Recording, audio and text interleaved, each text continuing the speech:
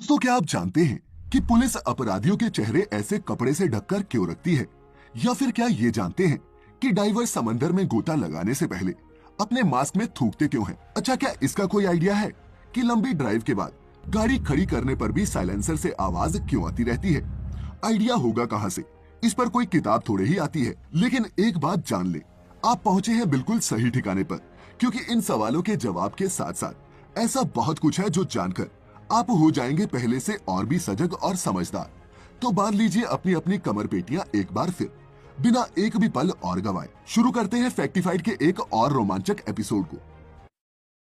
फैक्टिफाइड, facts on your face. Fact number 1।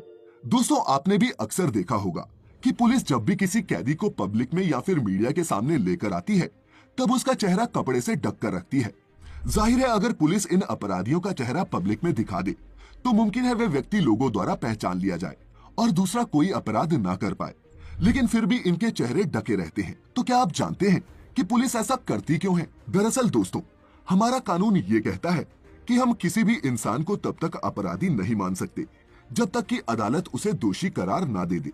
यानी कि जब कभी भी कोई क्राइम होता है और उस अपराध के आरोप में पुलिस किसी को पकड़ती है, तब उस वक्त उसका चेहरा इसलिए ढक दिया जाता है क्योंकि अभी कोर्ट में उसकी पेशी होनी बाकी होती है। कोर्ट में उसका ट्रायल होगा, यहाँ गवाह और सबूत पेश किए जाएंगे। फिर अगर कोर्ट में वो आदमी दोषी करार हो जाता है, तब उसका चेहरा सबके सामने आ भी जाए तो कोई फर्क नहीं पड़ता।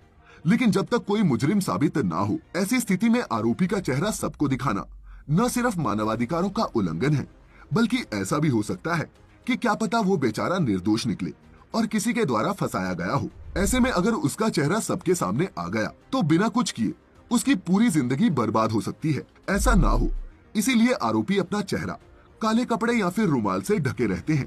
Fact number 2। दोस्तों, शायद आप ना जानते हो कि स्कूबा डाइवर्स या फिर गोताखोर गहरे पानी में उतरने से पहले अपने मास्क में थूकते हैं। लेकिन क्या आप अंदाजा लगा सकते हैं कि उनका ऐसा करने के पीछे क्या कारण हो सकता है? अगर नहीं तो बता दूं दोस्तों कि पानी के अंदर इन मास्क के शीशे पर भी उसी वजह से फॉग जम जाती है, जिस कारण सर्दियों की सुबह हमारी कार के शीशों पर जमती है। माने कि एयर टेम्परेचर और ड्यू पॉइंट के बीच के बैलेंस में आए बदलाव की वजह से। और हमारा थूक होता है एक कमाल का सर्फेक्टेंट जो शीशे पर कंडेंस होने वाले वाटर वेपर्स का सरफेस टेंशन कर देता है कम और शीशे पर फॉग की लेयर नहीं बनने देता।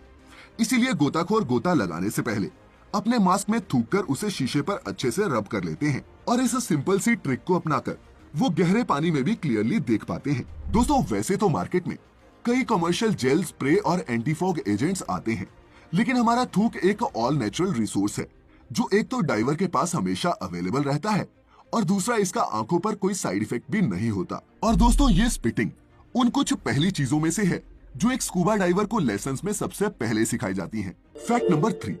अच्छा दोस्तों, क्या आपने कभी नोटिस किया है कि जब भी आप किसी लंबी ड्राइव के बाद गाड़ी खड़ी करते हैं, तब कुछ सेकंड्स के लिए ही सही, लेकिन साइलेंसर से आवाज आती रहती है? अगर नोटिस किया है तो क्या जानते हैं कि ऐसा क्यों होता है? नहीं जानते ना? तभी तो आता हूं हर शुक्रवार लेकर कुछ ऐसा जो कर दे आपको फैक्टिफाइड। तो इस सवाल का जवाब जानने से पहले इस वीडियो को यहीं पॉज करके अपने कुछ खास दोस्तों के साथ इस वीडियो को जरूर शेयर करें ताकि ये ज्ञान उन तक भी पहुंच सके। और अब अगर शेयर कर दिया हो तो बता दूं कि दोस्तों, लंबी ड्राइव्स के दौरान कार का इंजन लगातार गैसेस और धुआं प्रोड्यूस कर रहा होता है। इसके अलावा इंजन के लगातार काम करने पर हीट भी बहुत प्रोड्यूस होती है, जो जब हम गाड़ी को खड़ी करते हैं तब भी कुछ सेकंड्स का वक्त लेती है गाड़ी के एग्जॉस्ट सिस्टम और फिर साइलेंसर से बाहर निकलने में। लेकिन दोस्तों, अगर आपकी गाड़ी के साइलेंसर या फिर एग्जॉस्ट सिस्टम से गाड़ी कई मिनट खड़ी करने के बाद भी आवाज आती हो, तो मुमकिन है कि आपके एग्जॉस्ट सिस्टम में या फिर एयर इनटेक सिस्टम में कोई छेद या फिर खराबी हो। गाड़ी चलाते समय तो ये आवाज हवा के साथ दब जाती है और फिर जब हम गाड़ी खड़ी करते हैं तभी हमें सुनाई पड़ती है। Fact number 4। दोस्तों, शाम को देखते ही हमारे शरीर में सिरहन सी दौड़ पड़ती है। लेकिन क्या आप जानते हैं कि सन 1986 में एक भारतीय ने एक पिंजरे के अंदर 72 घंटे बिताए थे भारत में पाए जाने वाले कुल 72 सबसे जहरीले सांपों के साथ। और सबसे हैरानी की बात तो ये है कि उन्हें इस दौरान एक भी सांप ने नहीं काटा। जी हाँ दोस्तों, होटल इंडस्ट्री में काम करने वाले नीलम कुमार खैरे के नाम ये अजीबोगरीब वर्ल्ड रिकॉर्ड दर्ज जरूर है, लेकिन उनका इस एक्सपेरिमेंट को करने का मकसद कुछ और था। दरअसल वो दुनिया को समझाना चाहते थे कि जानवर बेमतलब हमला नहीं करते, बल्कि तभी हमला करते हैं जब उन्हें किसी भी तरह का खतरा महसूस हो। इसीलिए हमें इनसे डरने की नहीं, बल्कि सही तरीके से हैंडल करने की जरूरत होती है। आप इस बारे में दोस्तों क्या सोचते हैं? नीचे कमेंट्स में मुझे जरूर बताइएगा। फैक्ट नंबर 5, दोस्तों कुदरत के आगे हम इंसानों की क्या बिसात है, ये टाइम टाइम पर हमें पता चलता ही रहता है। और कभी कभी तो कुदरत हम इंसानों का ऐसा मजाक बनाती है मानो हम पर हंस रही हो। होंडुरस की चोलुटेका नदी पर बने इस पुल को ही ले लीजिए। 484 मीटर लंबे इस पुल का निर्माण कार्य सन 1998 में पूरा हो गया था। इंजीनियरिंग के मामले में ये पुल किसी मॉडर्न मार्वल से कम नहीं था। इसे मौसम और कुदरती मार झेलने में सक्षम भी बनाया गया था। लेकिन इन सब के बावजूद भी ये पुल किसी काम का नहीं रहा। दरअसल हुआ क्या कि जिस साल ये पुल आम जनता के लिए खोला गया, उसी साल इस इलाके में मिच नाम के एक हरिकेन ने भारी तबाही मचाई। हरिकेन तो चला गया, लेकिन जाते जाते उसने चोलुटेका नदी का बहाव ही बदल कर रख दिया। अब ये नदी पुल के नीचे से नहीं, बल्कि इसकी एक तरफ से बहती है, जिसकी वजह से ये पुल बेकार हो गया। फैक्ट नंबर 6, दोस्तों आप जानते होंगे कि सी पोर्ट्स को हिंदी में बंदरगाह कहते हैं। लेकिन क्या कभी आपने ये सोचा है कि जब इन पोर्ट्स का बंदरों से कोई लेना देना ही नहीं, तब इन्हें हिंदी में बंदरगाह नाम किसने और क्यों दिया होगा? अगर नहीं सोचा तो आज सोच लें, मुहूर्त अच्छा है। खैर आपको बता दूं कि बंदरगाह हिंदी का नहीं, बल्कि एक फारसी शब्द है जिसमें बंदर आया है अरबी भाषा से। और ये वो बंदर नहीं जो पेड़ पर एक टहनी से दूसरी टहनी कूदते रहते हैं, बल्कि अरबी भाषा में बंदर का मतलब होता है समुद्र का तट, और गाह का मतलब होता है कोई विशेष जगह, जैसे कि चारागाह यानी कि मवेशियों की चरने की जगह। अब दोस्तों समंदर में यूं तो कई किनारे होते हैं, लेकिन बंदरगाह वही बनाए जाते हैं जहां किनारे पर ही बहुत गहरा पानी हो। इसका कारण ये होता है कि सामान से लदे जहाज पानी की सतह के नीचे भी दर्जनों फीट गहरे हो सकते हैं, और यात्रियों और सामान उतारने के लिए इन जहाजों का जमीन के पास आना भी जरूरी होता है। इसीलिए समंदर का जो तट जितना ज्यादा कटाफटा होता है, एक बंदरगाह के लिए उतना ही अच्छा रहता है। उम्मीद है कुछ न कुछ जरूर समझे होंगे। फैक्ट नंबर 7, दोस्तों क्या आपके साथ कभी ऐसा हुआ है कि आप अपने बॉस से छुट्टी मांगने के लिए गए हो और बॉस ने आपको छुट्टी की जगह ढेर सारा और काम थमा दिया हो? जहां अपने यहाँ ये एक आम बात है, वहीं आपको शायद जानकर हैरानी होगी कि दुनिया की कुछ बड़ी कंपनीज जैसे कि नेटफ्लिक्स या फिर ग्लासडोर के एम्प्लॉयज साल में कितनी भी छुट्टियां ले सकते हैं। और सबसे खास बात तो ये है कि इन छुट्टियों के लिए उनकी तनख्वाह भी नहीं कटती। जी हाँ, सुनने में ये आपको अविश्वसनीय लग सकता है, लेकिन दोस्तों ये सच है।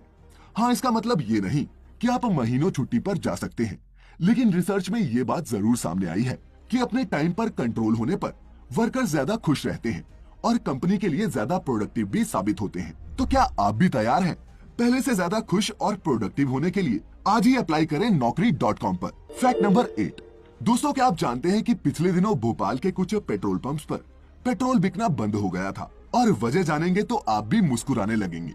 दरअसल ये दिक्कत तब आई जब भोपाल में पावर पेट्रोल का रेट 100 का आंकड़ा पार कर गया। अब हुआ क्या कि जिन भी पंपों पर पुरानी मशीनें इंस्टॉल्ड थी, उनमें पेट्रोल की कीमत के लिए 2 अंकों के लिए ही स्लॉट थे, तीसरा स्लॉट था ही नहीं। इसीलिए इन पुरानी मशीनों पर पेट्रोल तब तक नहीं बिका जब तक उसकी कीमत 100 से नीचे नहीं आई। फैक्ट नंबर 9, दोस्तों हमारा देश भारत चमत्कारी संतों और महात्माओं की धरती रही है। ऐसे में किसी को ये वहम होना कि उसके पास दैवीय शक्तियां हैं, यह कोई बड़ी बात नहीं। इस फैक्ट में किस्सा एक ऐसे ही सेल्फ स्टाइल्ड गॉडमैन का, जो कहता था कि जिस भी भक्त का उसने हाथ चूम लिया उसे कोरोना की बीमारी हो ही नहीं सकती। मध्य प्रदेश के रतलाम में रहने वाले असलम बाबा के इस दावे की वजह से उनके पास भक्तों की भीड़ लगी रहती थी। लेकिन उनके इस दावे की तब हवा निकल गई जब 3 जून 2020 को वो खुद ही कोरोना संक्रमित पाए गए। और सबसे बड़ी विडंबना तो ये है दोस्तों कि जो बाबा दूसरों के हाथ चूमकर उन्हें बीमारी से बचाने के दावे करता था, संक्रमित होने के अगले ही दिन दुनिया से चल बसा। दोस्तों इस उदाहरण से मैं आपको ये समझाने की कोशिश कर रहा हूँ कि ये युग विज्ञान का युग है और इसमें चमत्कारों की जगह सिर्फ मैजिक शोज में है, असल जिंदगी में नहीं। तो अगली बार कोई भी परेशानी हो तो अपने बाबा या मौलवी के पास जाने से पहले एक बार डॉक्टर से सलाह जरूर कर लें। और दोस्तों इसी के साथ वक्त हो चला है आज की इस वीडियो के आपके अपने योर ओन फैक्ट का, जो आज हमें भेजा है ऋषभ गुप्ता ने। दोस्तों गुप्ता जी लिखते हैं कि YouTube पर अपलोड होने वाली सबसे पहली वीडियो YouTube के को फाउंडर जावेद करीम द्वारा 23 अप्रैल 2005 को अपलोड की गई थी। उनकी इस पर्सनल वीडियो का नाम था मी एट द जू, जो आज भी उनके चैनल जावेद पर देखी जा सकती है। उनके चैनल पर अपलोड हुई ये इकलौती वीडियो है जिसे अब तक 155 मिलियन बार देखा जा चुका है। तो दोस्तों, अगर आप भी देखना चाहते हैं YouTube पर सबसे पहले अपलोड होने वाली इस वीडियो को, तो लिंक आपको भी पता है कि कहां मिलेगा। और दोस्तों, इसी के साथ खत्म होता है आज का ये फैक्टिफाइंग सफर। इसके अलावा अगर आज का हमारा ये एपिसोड आपको पसंद आया हो, तो भी आप जानते हैं कि क्या करना है। मिलेंगे अब अगले हफ्ते कुछ नए और एक्साइटिंग फैक्ट्स के साथ। तब तक अपना, अपने चाहने वालों का ख्याल रखें, खुश रहें और वीडियो को अंत तक देखने के लिए आप सभी का तहे दिल से बहुत बहुत शुक्रिया।